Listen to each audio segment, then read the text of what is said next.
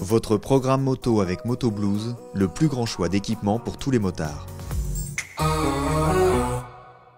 Bonjour à tous, cette semaine encore nous sommes au salon Moto Légende et ce sera avec Triumph. Et qui dit Triumph dit machine d'exception. On est avec une moto mythique, c'est la moto de Steve McQueen dans La Grande Évasion.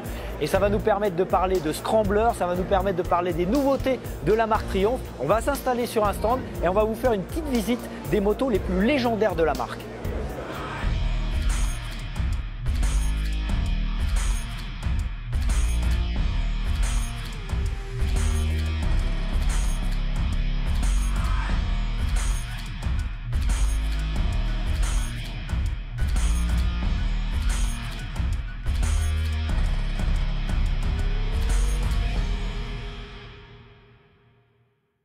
Nous sommes donc sur le stand Triumph du salon Moto Légende et nous accueillons Jean-Luc Mars, ou plutôt c'est Jean-Luc qui nous accueille ici.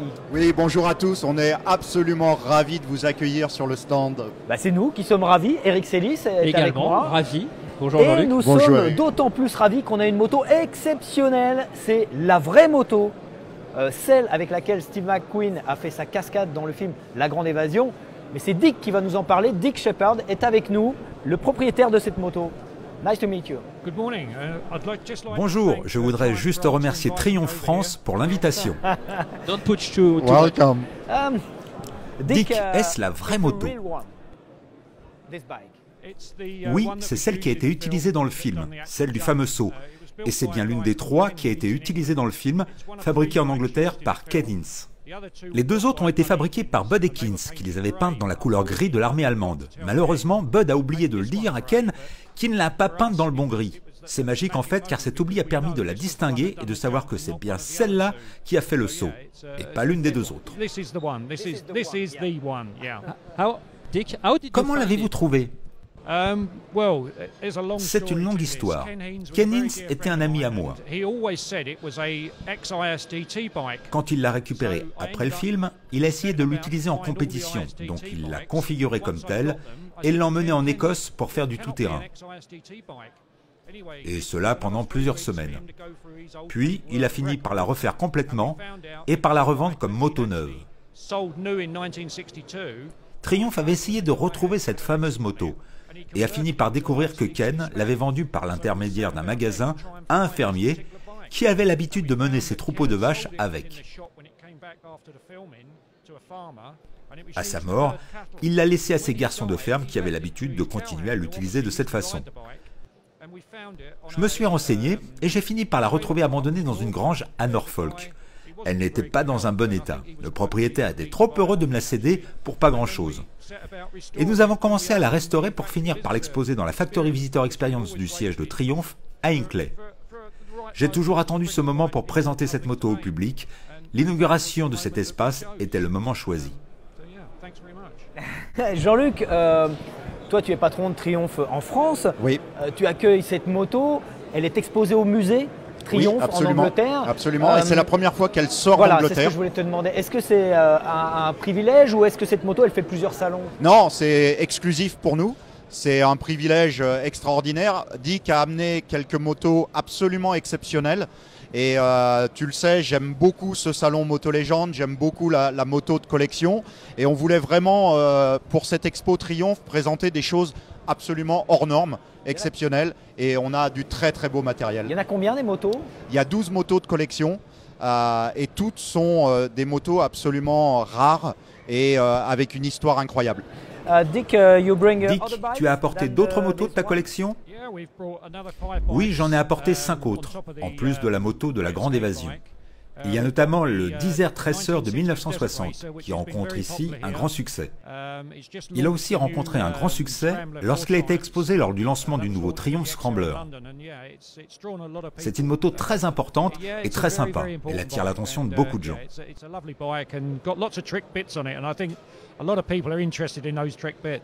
Thank you, Dick.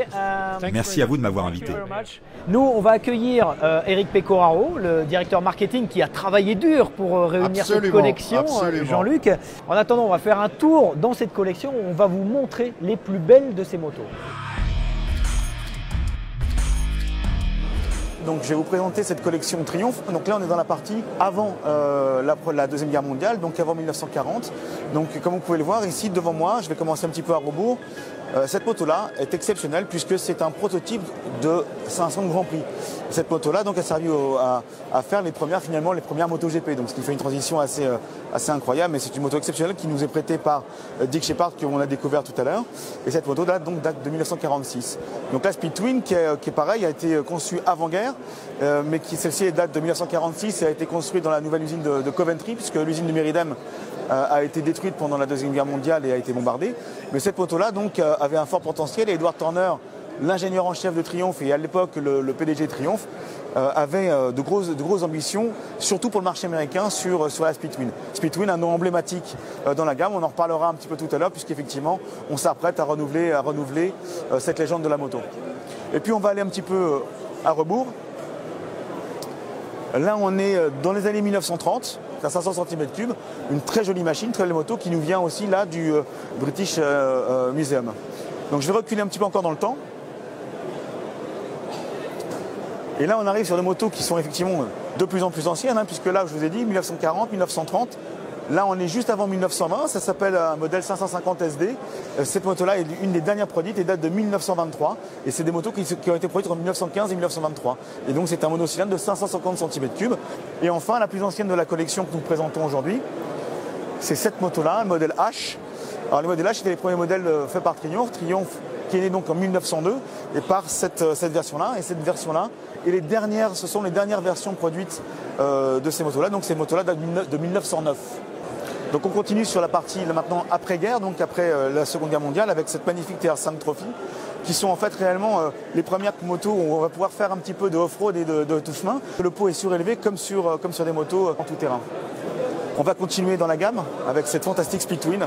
Alors cette moto-là est exceptionnelle, elle a eu une véritable histoire.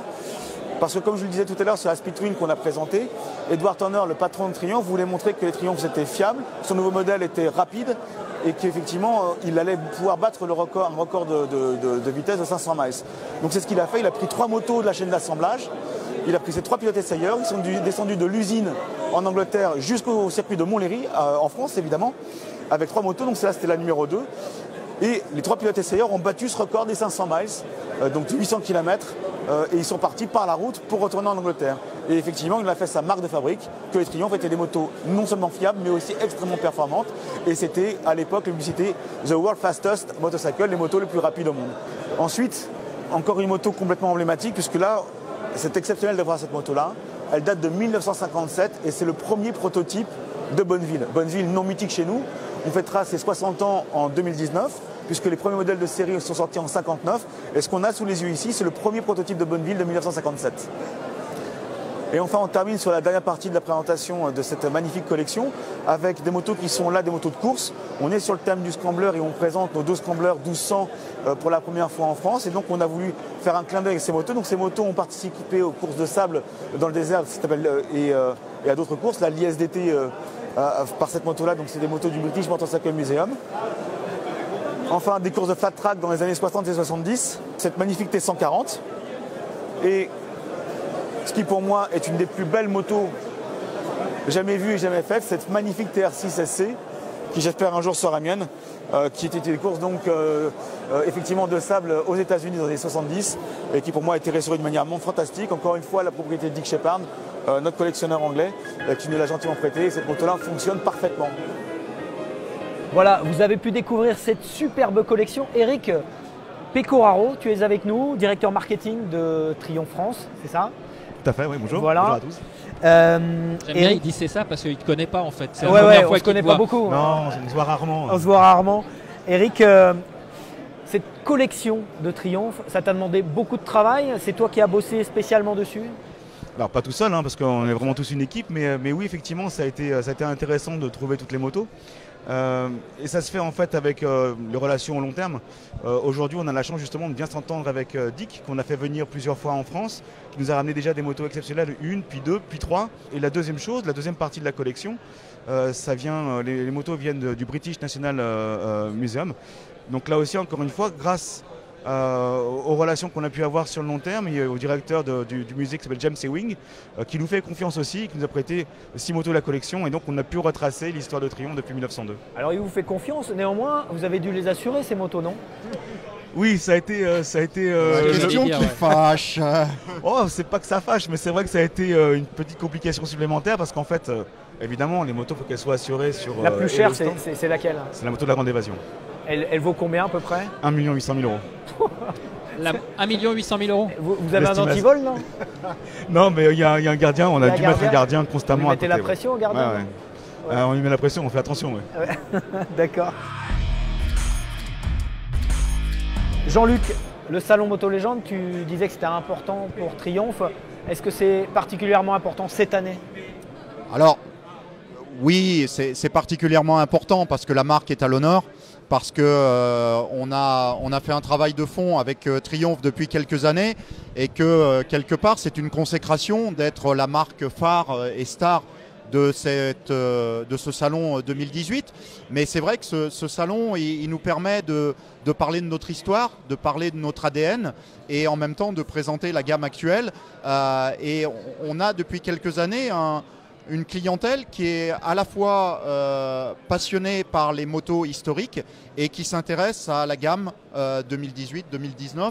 Et cette osmose-là nous fait très plaisir. Eric, on parle de cette année. C'est une année, il y a des mouvements chez Triumph, il y a des grandes catégories, la catégorie aventure, la catégorie de sport avec les speed triples, les street triples. Et là, cette année, c'est un petit peu la classe héritage qui est mise à l'honneur. Il y a quoi comme nouveauté en 2018 chez Triumph? Et en 2018, effectivement, on a déjà présenté 4 nouveautés. Pour 2019 évidemment. Ce qu'on a déjà présenté, c'est les Street Twin 900 et Scrambler 900. Donc comme tu disais, on se voit très rarement depuis. On en reparlera dans l'essai. Donc on vient de les lancer, effectivement, ces motos seront disponibles au mois de février. On vient de présenter aussi, pour la première fois en France, on les a sur le stand, les Scrambler 1200.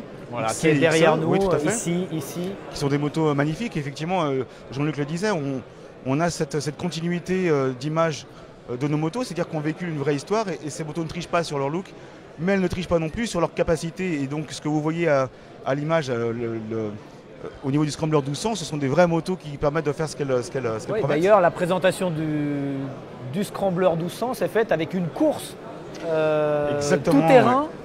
Dans des docks à Londres, c'est ça? Oui, dans une salle à Londres. Imaginez un centre d'exposition, on le transforme en piste parallèle de course et puis on fait une course avec les Scrambler 1200, donc c'était assez rigolo. Moi j'avais participé à la course Bobber à l'époque de la présentation du Bobber. Ouais.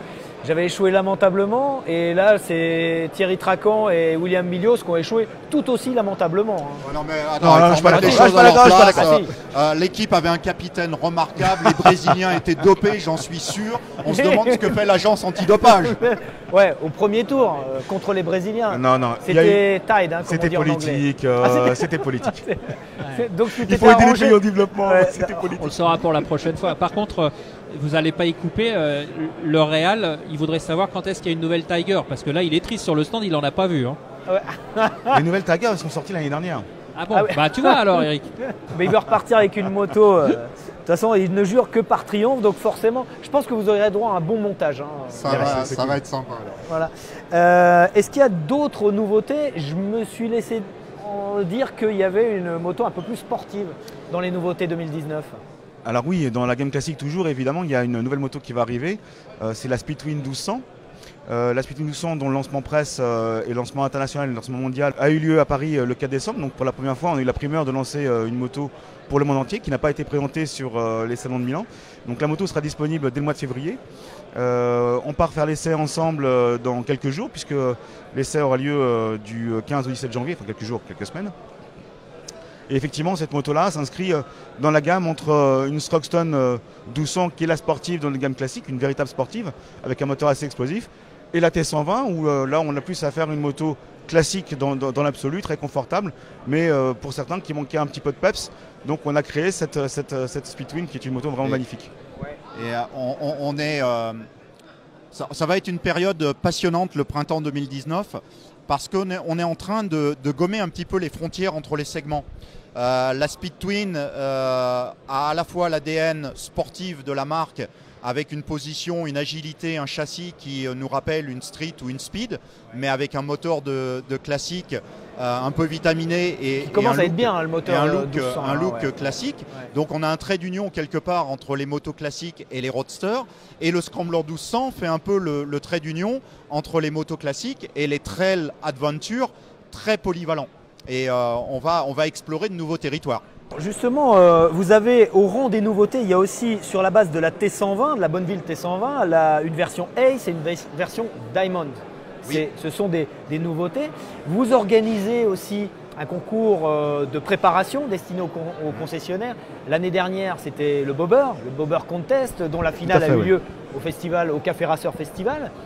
Cette année, vous reproduisez cet événement de concours de préparation à l'attention des concessionnaires qu'on aime bien. Exactement, oui, tout à fait. C'est quelque chose qu'on a commencé à faire pour le Salon Moto Légende au départ. Et c'était en 2008 le premier concours de concessionnaire que nous avons réalisé avec eux. Et vous le faites chaque année. C'était sur les Thruxton à l'époque et on le fait chaque année depuis. Et c'est quelque chose qui était important pour nous parce que nos concessionnaires, en fait, finalement, aujourd'hui, quand tu achètes une moto de ces gammes-là, en général, on a envie de la modifier, que ce soit un petit peu avec un accessoire ou une peinture, ou alors d'aller un peu plus loin dans la préparation avant d'aller chez les préparateurs très spécialisés. Mais en tout cas, il fallait que nos concessionnaires aient aussi confiance, eux, sur le fait que, oui, on a une marque véritable.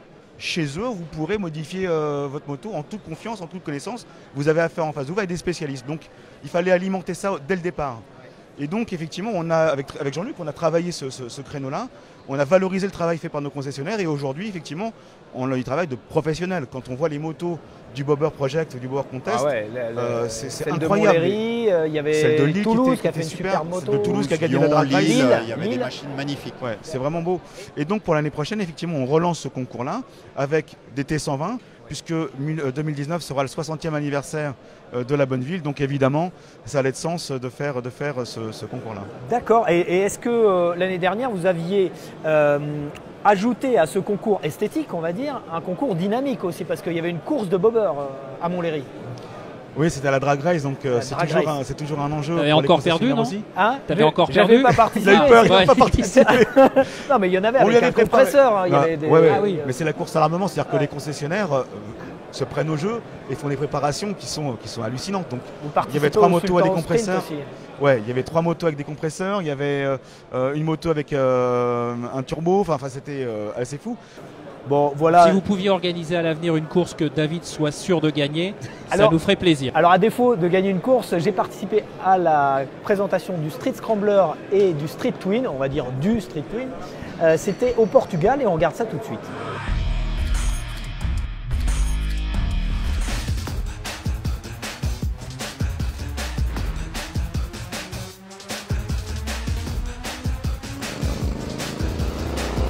Le Scrambler était sorti l'année dernière, il est déjà revu et corrigé par Triumph avec 10 chevaux de plus, avec de nombreux détails sur la partie cycle et de nombreux détails de finition. C'est une moto qui répond à tous les codes du Scrambler, c'est-à-dire le petit porte-paquet, le pot en position haute, les pneus tout-terrain, les jantes à rayons, la position un peu typé cross. C'est ce qu'on appelle un scrambler, c'est-à-dire c'est une moto qui devrait être apte à faire du off-road. Alors, qu'est-ce qui a été revu? Fondamentalement, il y a le moteur de 900 cm3, donc un twin parallèle qui a gagné 10 chevaux. Cette moto, elle a été revue en profondeur aussi sur le train avant, qui bénéficie de suspension cartridge, et puis les étriers Brembo sur l'unique frein à disque.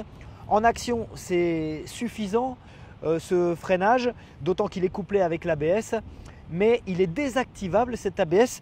Il y a un petit bouton I au pouce gauche qui désactive très facilement l'anti-patinage et l'ABS. Mais c'est seulement sur cette Street Scrambler. C'est une option dont ne bénéficie pas la Street Twin.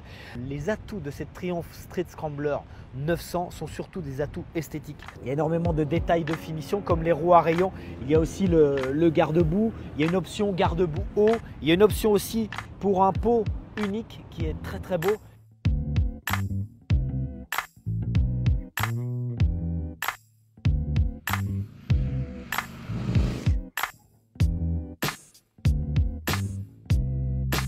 On a également Au niveau de la finition, le bouchon de réservoir qui est très bien, un nouveau package électronique.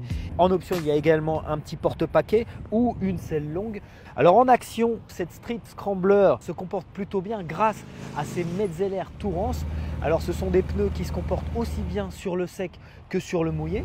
On a une position de conduite qui est plutôt haute. Le comportement au guidon est bien meilleur que sur le Street Twin. Elle a un comportement très vif. La garde au sol n'a pas été fondamentalement revue. C'est une moto qui est un petit peu off-road. C'est pas une moto fondamentalement off-road. On regrette que Triumph n'ait pas pensé à échancrer davantage encore l'échappement qui sort côté droit, puisque en usage off-road, on se met d'ordinaire debout et là ça gêne un peu les jambes. C'est une moto qui répond à tous les codes du Scrambler. C'est la mode en ce moment et Triumph voudrait se réapproprier ce Scrambler. Cette Street Scrambler, elle est proposée pour un prix de 11 000 €. C'est le premier prix. Après, les versions couleur et bicolore sont un peu plus chères, donc 175 € et 300 € supplémentaires.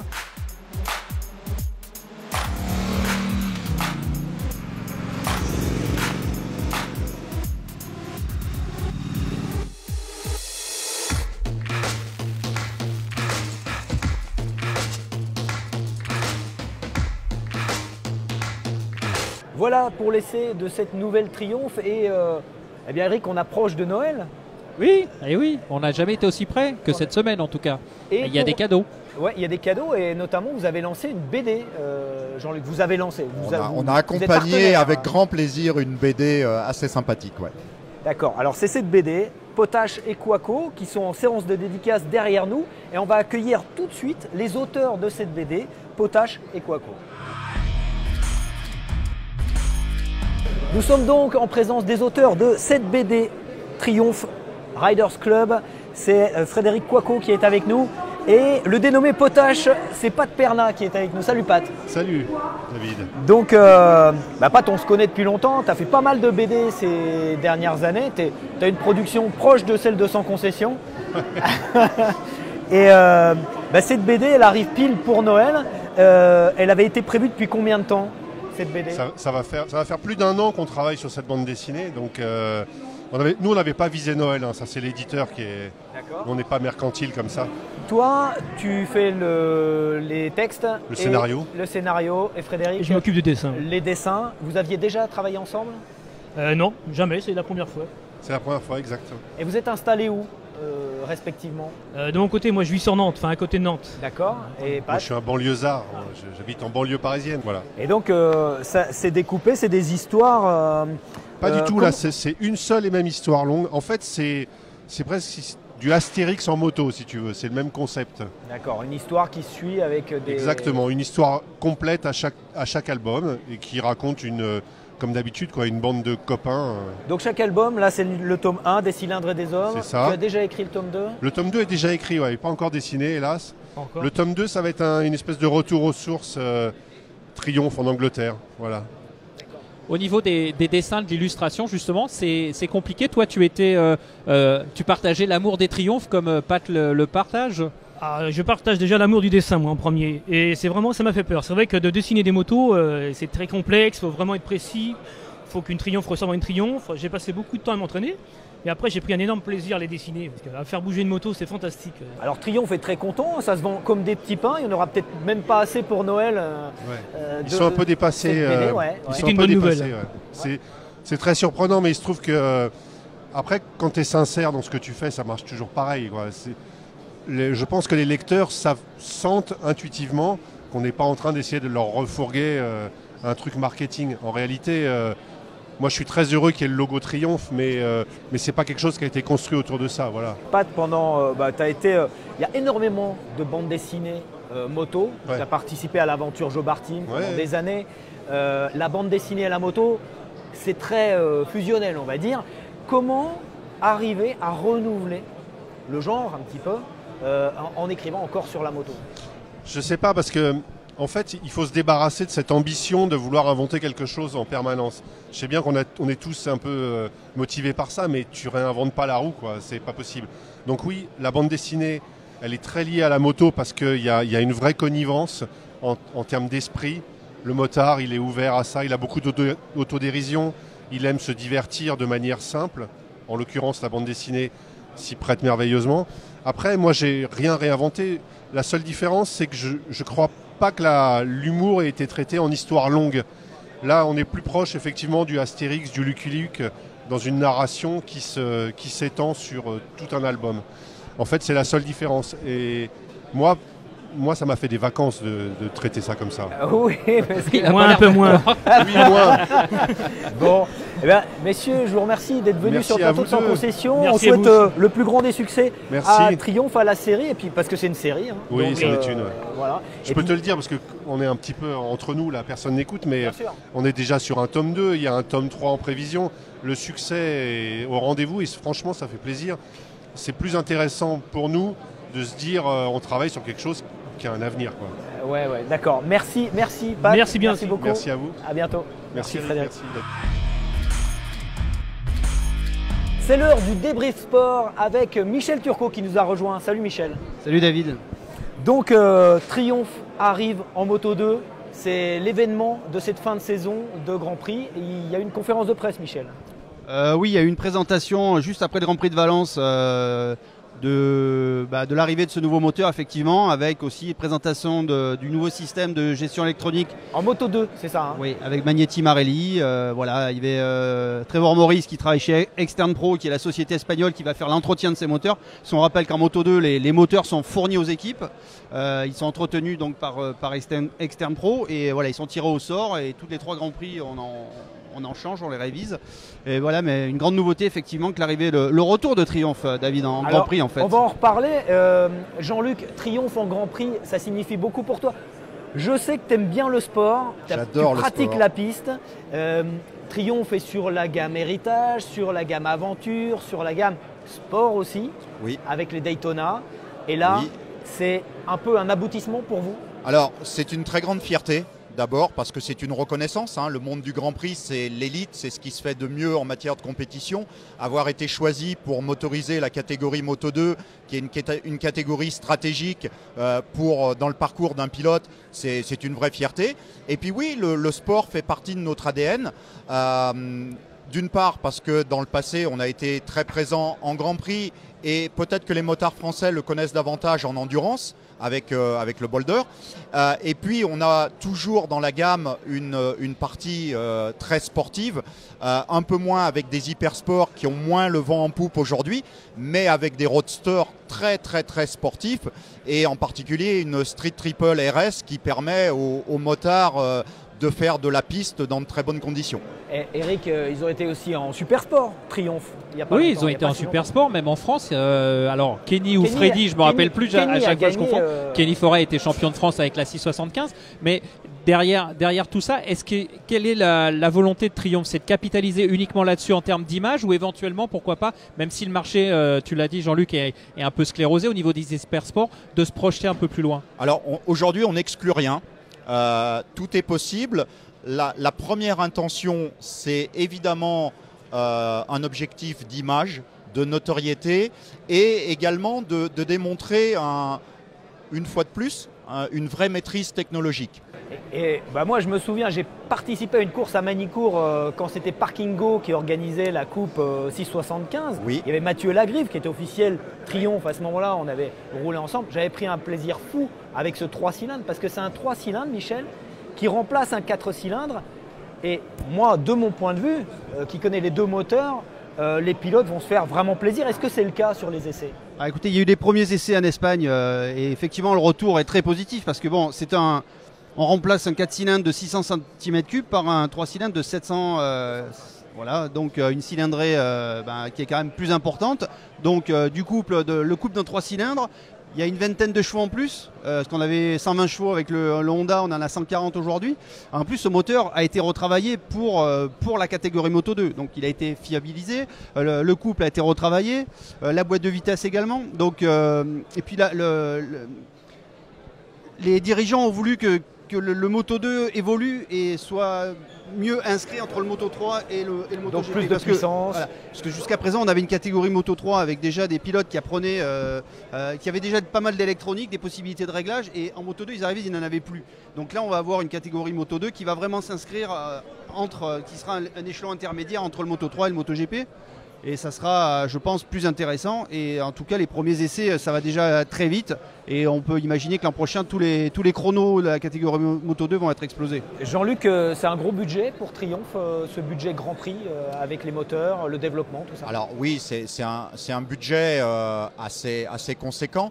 Maintenant, si on est tout à fait honnête et franc, l'équation, on va dire, économique est plus intéressante à ce stade que d'avoir un team d'usine, par exemple. Ça coûte moins cher? Ça coûte relativement moins cher d'être motoriste que de monter de fond en comble en partant de zéro un team usine dans une catégorie quelle qu'elle soit. Donc c'est une approche un petit peu différente et encore une fois qui s'inscrit bien dans l'ADN de la marque qui est avant tout une marque de développement et d'engineering. Michel, l'histoire de Triomphe en Grand Prix, c'est quoi? C'est parce qu'il y a eu des triomphes en Grand Prix, c'est un retour, c'est pas une arrivée. Non, il y a eu effectivement un engagement Triomphe en Grand Prix, une présence plutôt qu'un engagement de 49 à 74. Il y a eu un seul podium, c'était en 500. En 69, je crois, à Spa, c'est Percy Tate qui doit terminer deuxième derrière Agostini. Il y a eu en revanche deux victoires à Daytona. Ouais, hein, j'ai travaillé, David. Et en revanche, il y a 2 victoires à Daytona, Jean-Luc, en 66 et 67. Il y a des victoires à Daytona et puis de façon plus égoïste et plus franco-française, il y a surtout des victoires en endurance. Donc encore une fois, il y a un héritage par rapport à la course moto qui est très fort en France avec le Bol d'Or. À Montlhéry. Tout à fait, à Montlhéry. Pour en revenir à l'implication en Moto 2, est-ce que ça ne va pas vous obliger ou en tout cas vous donner des idées sur les marchés émergents? Parce que maintenant les Grands Prix vont de plus en plus vers les pays un petit peu émergents comme ça. Quelle va être un petit peu votre stratégie par rapport à ça? Alors oui, tu as tout à fait raison de souligner ce point-là. J'ai eu un bon point. Les marchés émergents sont friands de sport moto. Le monde des Grands Prix est une vitrine incroyable et on a une stratégie effectivement d'implantation sur les marchés émergents, en particulier l'Asie, avec la Thaïlande, l'Inde, la Chine et ces pays-là sont très férus de sport moto. Et ça s'inscrit complètement dans cette volonté effectivement commerciale sur ces marchés asiatiques. Merci Michel pour cette intervention. Jean-Luc, tu restes avec nous. Bien volontiers. On va passer au débat. Eric, on va passer au débat sur les scramblers. En attendant, on regarde la rubrique d'Adrien, le bike gaming. Nom de Zeus, David. Par moments, j'ai l'impression que tous les gens passionnés ont le même discours, que ce soit pour la bonne musique, les motos ou les jeux vidéo.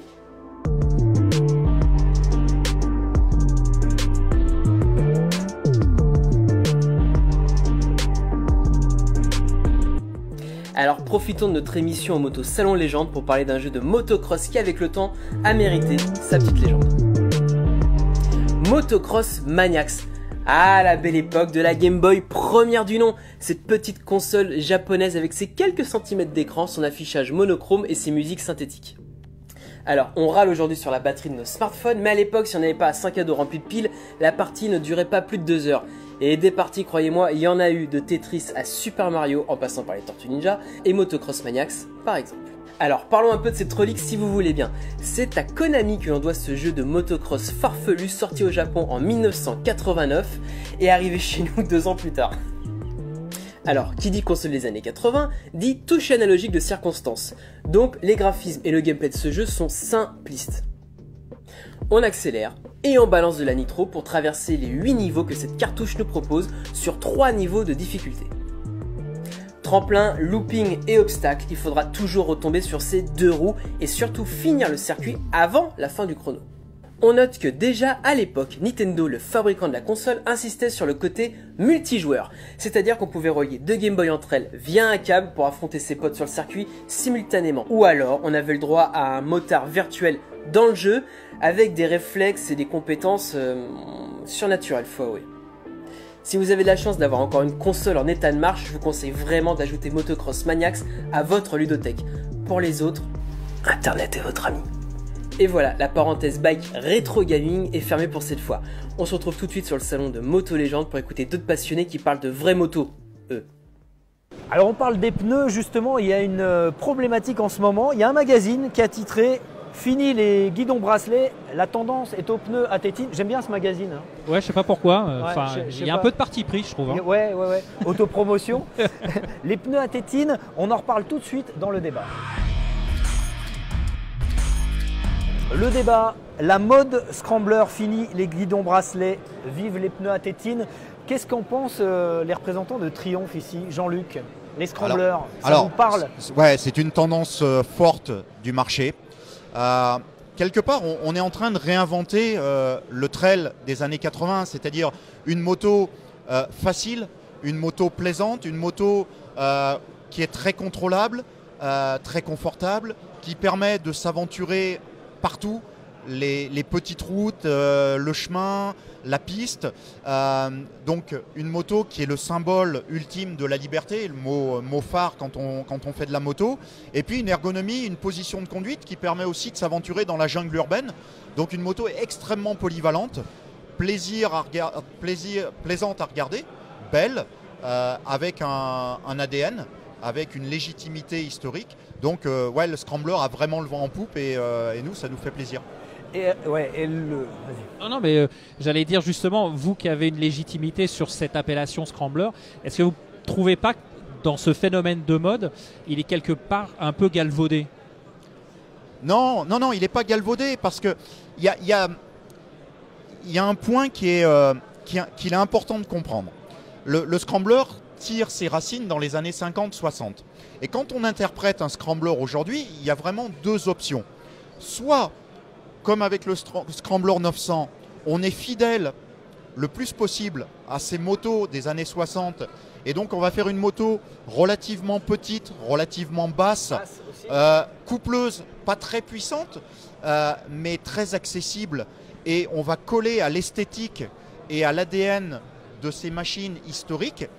Soit on réinterprète au XXIe siècle l'esprit du Scrambler des années 50 et 60, c'est-à-dire une moto très performante, un monstre qui était capable de faire du tout-terrain extrême, sauf que le tout-terrain extrême aujourd'hui a évolué et à ce moment-là, on se retrouve avec l'interprétation telle qu'on l'a déclinée sur le Scrambler 1200, c'est-à-dire une moto très performante, très technologique et qui permet vraiment une conduite, je dirais, très sportive, aussi bien sur route qu'en tout-terrain. Donc deux interprétations différentes, soit on reste fidèle au code d'origine, soit on transpose sur le 21e siècle, ce qui était l'idée de départ du Scrambler. Eric, le Scrambler, les présentations Scrambler, tu y assistes à chaque fois, tu étais sur la présentation du 900 Scrambler. Est-ce que vous assumez complètement le côté mixte, un peu comme l'explique Jean-Luc? Complètement, parce qu'encore une fois, les motos, elles ne sont pas seulement faites pour être regardées et dire ouais, on pourrait peut-être aller sur les chemins ou faire un petit peu tout terrain avec. Parce que moi j'ai fait du chemin avec celle-ci, effectivement, comme dit Jean-Luc, elle est basse, ça s'y prête moyennement. Sur le 900, effectivement, sur le 1200, par contre, c'est pour ça qu'on a fait deux versions, une XC et une XE pour extrême avec 25 cm de débattement, une moto extrêmement technologique comme le précisait Jean-Luc. Et là, effectivement, la présentation presse qui aura lieu au mois de décembre, tu verras qu'on prévoit une journée pleine de off-road et du off-road sportif. Et Jean-Luc l'a essayé en off-road et il peut vous en parler un tout petit peu. J'ai roulé en Espagne au mois de mai avec un prototype et franchement avec les frères Lopez qui sont nos pilotes de développement, ça allait très vite et la moto est absolument extraordinaire dans sa capacité à faire de la piste à un rythme très élevé. Est-ce que ça rejoint un petit peu les GS quelque part du coup qui ont les trails quoi oui et non, parce que l'esprit de la moto est différent. Donc on ne s'assoit pas sur une moto comme celle-là qui est dépouillée, qui est pure, qui est relativement légère esthétiquement, avec le même état d'esprit qu'un trail moderne où on est encapsulé un petit peu dans une carrosserie qui a vocation à protéger le motard des intempéries. Donc si les performances dans l'absolu sont très proches de ce qu'on peut faire avec un trail, dans notre gamme par exemple, je un parlais Tiger de GS, 800. mais c'est plutôt le Tiger, là ça rejoint 800. le Tiger un peu. Donc les performances off-road sont effectivement très proches. Après l'esprit qui se dégage de la moto, l'utilisation d'un bicylindre très coupleux, combiné avec ce châssis assez exceptionnel en matière de suspension, donne un goût particulier à la moto. Et puis pour revenir sur le 900 quand même, je tiens quand même à souligner qu'un des objectifs d'un Scrambler 900, c'est quand même l'accessibilité et la facilité. Et alors oui, on ne peut pas faire du tout-terrain extrême, mais en tout cas on peut s'aventurer sur des chemins roulants avec énormément de plaisir, il ne faut pas l'oublier. J'avais une question sur l'appropriation du Scrambler. Vous avez dans le dossier de presse, j'ai lu que le Scrambler, vous le revendiquez, le nom Scrambler, dans le dossier de presse du 800. De plus en plus, énormément de préparateurs préparent les Scramblers. Vous proposez les versions Ace, les versions Diamond. Est-ce que vous n'avez pas le sentiment qu'avec tous ces préparateurs et les pièces qui sont fabriquées par ces préparateurs, ça vous échappe quelque part un petit peu? Non, alors ça ne nous échappe pas. Il y a une complémentarité tout à fait normale et légitime entre un constructeur, des motos de série, des motos déjà très ambitieuses dans leurs caractéristiques techniques, et puis la passion et tout ce que peuvent proposer les préparateurs qui, eux, peuvent se lancer sur des territoires extrêmes, inaccessibles pour un constructeur qui est contraint par des normes de sécurité, d'homologation, de fiabilité. Donc ces deux territoires qui se côtoient avec sympathie en se chevauchant finalement très peu. Ouais, c'est la rançon du succès en quelque sorte. C'est un peu ça. Parce que il y a BAC à Lyon là, qui fabrique des pièces Triumph. Il y en a beaucoup qui sont très talentueux et c'est vrai que la France foisonne de très très bons préparateurs.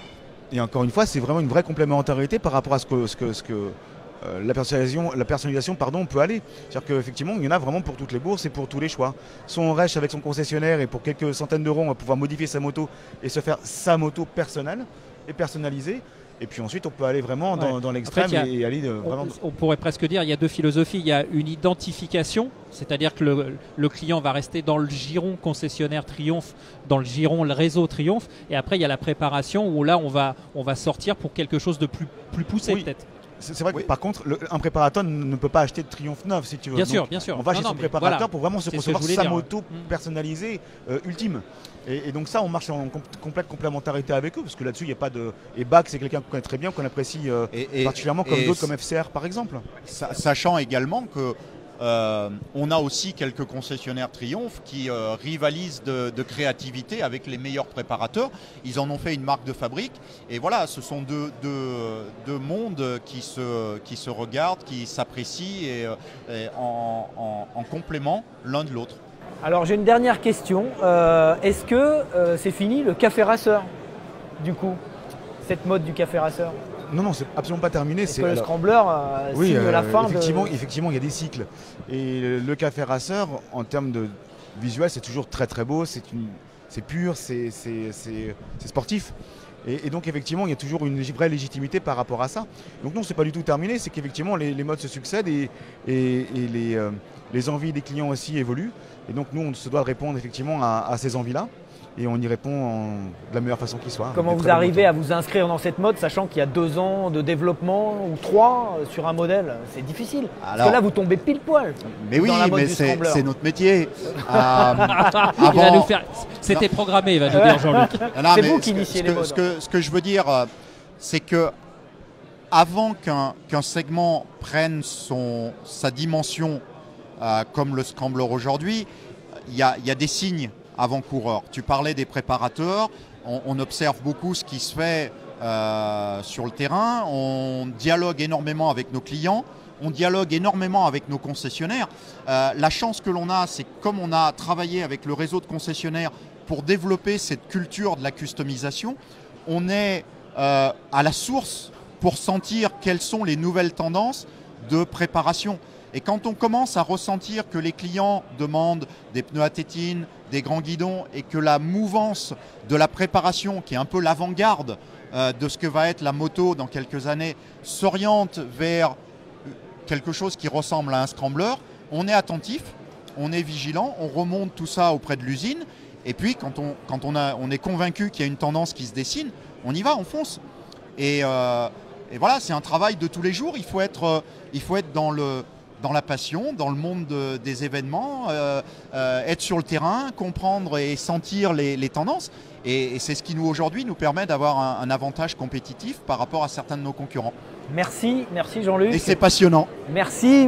Donc on va continuer, on va se balader dans ce salon Moto Légende avec Eric. Merci Eric. Merci à toi. Merci à toi, merci à vous. Eric, merci nous Eric. On se retrouve la semaine prochaine. Oui. En attendant, n'oubliez pas de partager cette émission au maximum et de vous abonner à la page. Salut à tous, on se retrouve la semaine prochaine.